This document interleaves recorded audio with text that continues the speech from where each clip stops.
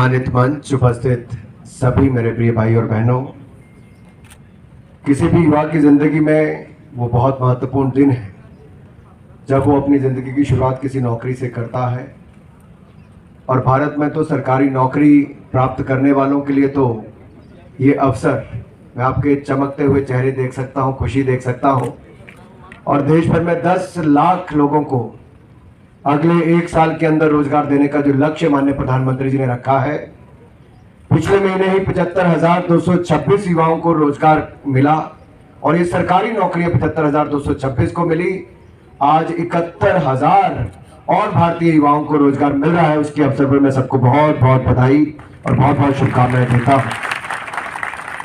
आज हमारे सबके सामने 266 ऐसे ही युवा साथियों को रोजगार प्राप्त होगा, सरकारी नौकरियां मिलेंगी और जिनमें से जैसे बताया गया 215 तो हमारे बीएसएफ के माध्यम से ही मिल रही हैं।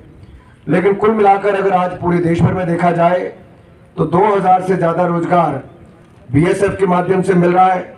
ये अपने आप में दिखाता है कि बॉर्डर सिक्योरिटी फोर्स कैसे देश के युवाओं को आगे आने के लिए, सेवा करने के लिए और देश के लिए अपनी सेवाएं देने के लिए प्रोत्साहित कर रही। युवा साथियों, कुछ दिन पहले तक आप भी वो काम हुआ कि नहीं हुआ, अब आप उस पोजीशन में आने वाले हो कि लोग आपके पास काम लेकर आएंगे। तो आप यही समझिए कि आपको इस देश को आगे बढ़ाने के लिए अपनी सेवाएं देनी, इसीलिए आपको सरकारी नौकरी दी जा रही है।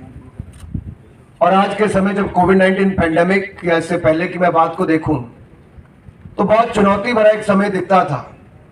युवा तनाव में भी दिखते थे या दुनिया भर में ही तनाव था।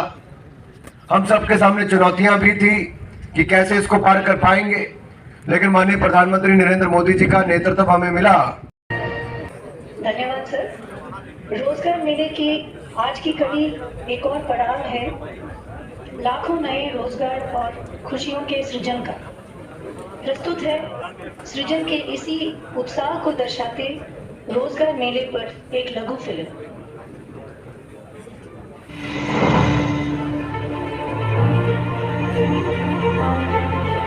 प्रधानमंत्री श्री नरेंद्र मोदी के नेतृत्व में बदल रहा है हमारा भारत। घरेलू उत्पाद, निर्यात, उत्पादन और रोजगार सृजन की प्राथमिकता पर ये बेहद जरूरी है कि रोजगार मेला के तहत नवनियुक्त कर्मी हों सक्षम। वे केवल नौकरी पाने वाले ना बने, बल्कि बने देश के विकास यज्ञ में योगदान देने वाले कर्मयोगी। युवा कर्मयोगी सरकार की मौजूदा नीतियों और नियमों से पूरी तरह अवगत हों और प्रधानमंत्री जी के लोक कल्याण की प्रतिबद्धता को पूर्ण करने में तत्पर हों। कर्मी सही दृष्टिकोण और कर्तव्य बोध वाले ज्ञान युक्त कार्यबल का निर्माण करें और 2047 के नव भारत के निर्माण के सशक्त भागीदार बने। इसी लक्ष्य के साथ भारत सरकार ने की है एक कदावर नेता, हम सबके प्रेरणा स्रोत, तेजस्वी प्रधानमंत्री जिनकी अगुवाई में आज हिंदुस्तान को दुनिया में इज्जत और एहतराम का दर्जा हासिल है, ऐसे हमारे परम आदरणीय श्री नरेंद्र मोदी जी। आपकी सरकार ने सदा समाज के उन वर्गों की चिंता की है, प्राथमिकता दी है जो कहीं ना कहीं पिछली सरकारों की प्राथमिकता से छूट गए थे या फिर उस प्रकार की तवज्जो हासिल ना कर पाए जिसके वो हकदार थे। और इस तरह से लोक कल्याण के योजनाओं को प्रारंभ किया गया, वो केंद्रित रही, युवाओं पर केंद्रित रही। और आप ये भी कह रोजगार सृजन को सर्वोच्च प्राथमिकता देने की प्रधानमंत्री की प्रतिबद्धता के तहत देश भर के 45 स्थानों पर रोजगार मेलों का आयोजन किया गया। इस अवसर पर प्रधानमंत्री ने वीडियो कॉन्फ्रेंसिंग के माध्यम से 71,000 नए शामिल अभ्यर्थियों को नियुक्ति प्रस्ताव वितरित किए। केंद्रीय सूचना एवं प्रसारण और खेल एवं युवा मामलों के मंत्री श्री अनुराग ठाकुर ने हरियाणा स्थित 95 बटालियन बीएसएफ गुरुग्राम में आयोजित रोजगार मेले में भाग लिया। इस कार्यक्रम में 266 नियुक्ति पत्रों का वितरण किया गया। श्री अनुराग ठाकुर ने 25 अर्हता प्राप्त उम्मीदवारों को अपने हाथ से नियुक्ति पत्र प्रदान किया। इस अवसर पर श्री अनुराग ठाकुर ने रोजगार मेले में मौजूद सभी लोगों को संबोधित करते हुए कहा, आज इस मेले में 266 युवाओं को सरकारी नौकरी मिल रही है। इनमें से 215 नौकरियां तो सिर्फ सीमा सुरक्षा बल BSF के माध्यम से मिल रही हैं। इतना ही नहीं, पूरे देश में 2000 से ज़्यादा रोज़गार BSF के माध्यम से मिल रहा है। इससे यह प्रतीत होता है कि BSF युवाओं को देश की सेवा करने के लिए प्रोत्साहित कर रहा है।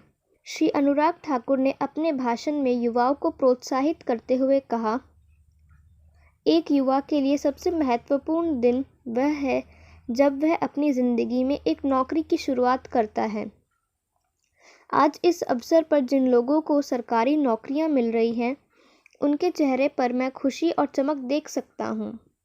देश के 10 लाख लोगों को अगले 1 साल में रोज़गार प्रदान करने का जो लक्ष्य माननीय प्रधानमंत्री जी ने रखा है, इस वादे के तहत प्रधानमंत्री जी ने पिछले महीने रोज़गार मेला आयोजित कर 75,000 युवाओं को नियुक्ति पत्र सौंपे थे। आज 71,000 और भारतीय युवाओं को रोज़गार मिल रहा है। सभी को बहुत बहुत बधाई और शुभकामनाएं। वीडियो को लाइक करें और चैनल को सब्सक्राइब करें। धन्यवाद। नियुक्ति पत्र दिया गया है आज।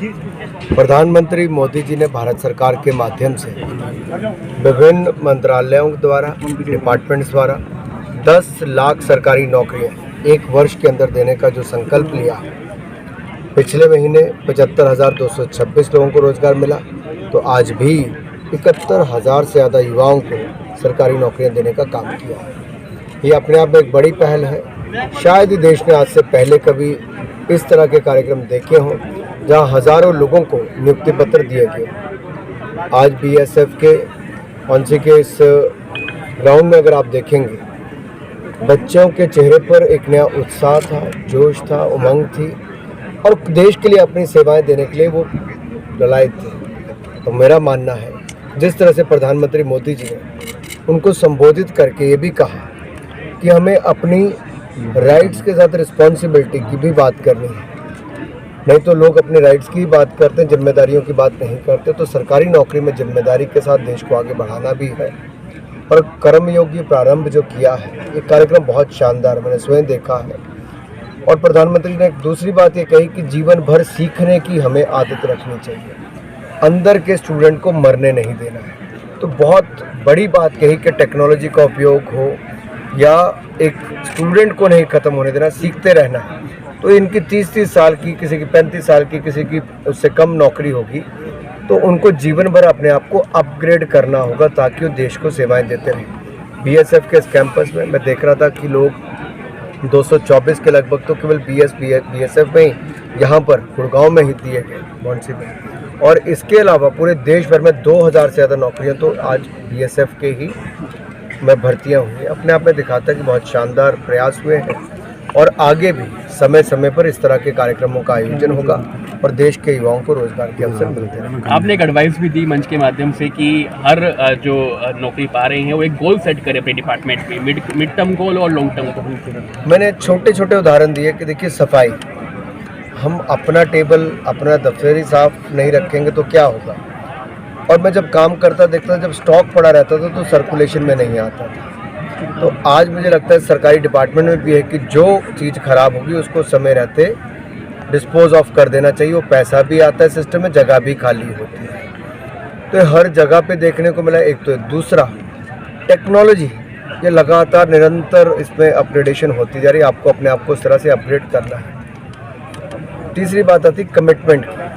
हम देश के प्रति कमिटमेंट को दिखाएं। आपका ये लगना चाहिए कि आप देश के लिए काम करें। आप अपनी नौकरी केवल अपने परिवार को पेट भरने के लिए नहीं करें, आप देश को अपनी सेवाएं दे रहे हैं। तो मेरा मानना है इन युवाओं में से बहुत सबसे कुछ लोगों से मैं चलते चलते बात की, उनमें एक जोश था कुछ कर दिखाना।